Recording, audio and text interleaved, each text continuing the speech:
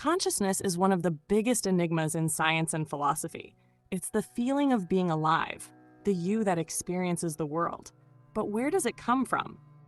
This is what philosophers call the hard problem of consciousness, a term coined by David Chalmers. It's not about understanding brain activity, but why certain patterns in the brain produce subjective experience, like seeing the color red or feeling pain. This phenomenon, known as qualia, is what makes consciousness so baffling. Scientific challenges. Neuroscience shows correlations between brain activity and mental states using tools like fMRI scans, but it doesn't explain why these correlations exist. Some theorists suggest consciousness arises from emergent properties, complex systems generating unexpected behavior, but this explanation remains incomplete. This mystery leaves us questioning whether consciousness is a fundamental part of reality or just a byproduct of physical processes. Part 2. Philosophical angles on consciousness. For millennia, philosophers have debated what consciousness is and its place in the universe. Dualism versus materialism. René Descartes argued for dualism, the idea that the mind and body are separate entities. Consciousness, he believed, belonged to a non-physical realm. Modern materialists counter that everything, including consciousness, arises from physical processes. The brain, they argue, is a biological computer. Panpsychism, a radical alternative, is panpsychism, championed by philosophers like Philip Goff.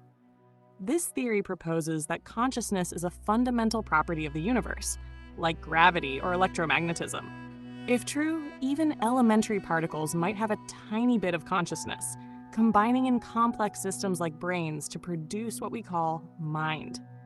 Existential implications. These debates aren't just theoretical. They touch on how we view ourselves, morality, and the universe.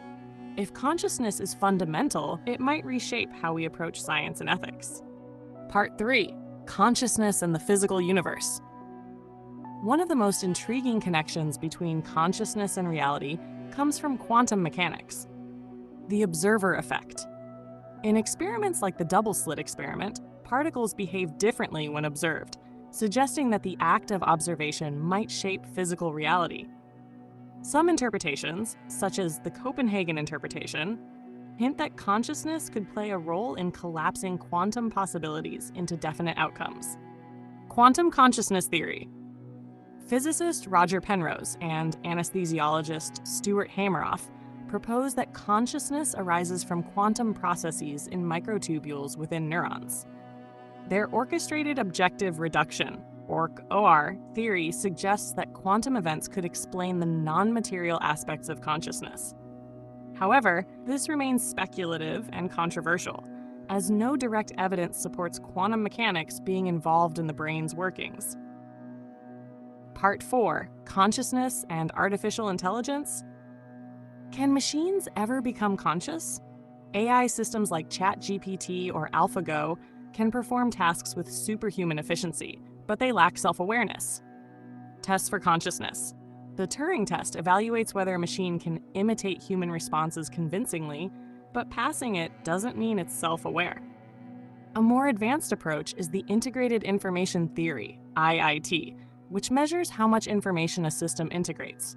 It suggests that high integration might correlate with consciousness, whether in humans or machines. Philosophical dilemmas. If AI becomes conscious, it raises profound ethical questions. Would it deserve rights? Could it suffer? And how would we even know if it were truly aware? Part 5. The cosmic perspective on consciousness.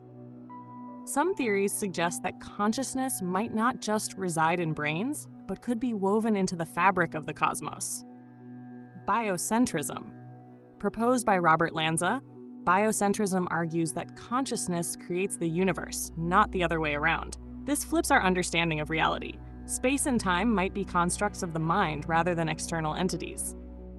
The simulation hypothesis. Nick Bostrom's simulation hypothesis proposes that our consciousness might exist within a simulated reality created by advanced beings. If our experiences are programmed, it raises existential questions about free will and the nature of existence itself. Conclusion. Why understanding consciousness matters. Consciousness isn't just a scientific puzzle, it's central to understanding reality, ethics, and even the future of humanity.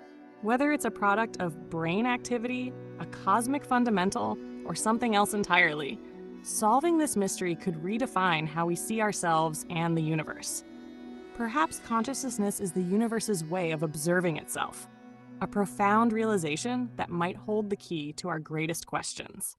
This is Cleo from Team Unriddle, signing off. See you in the next one.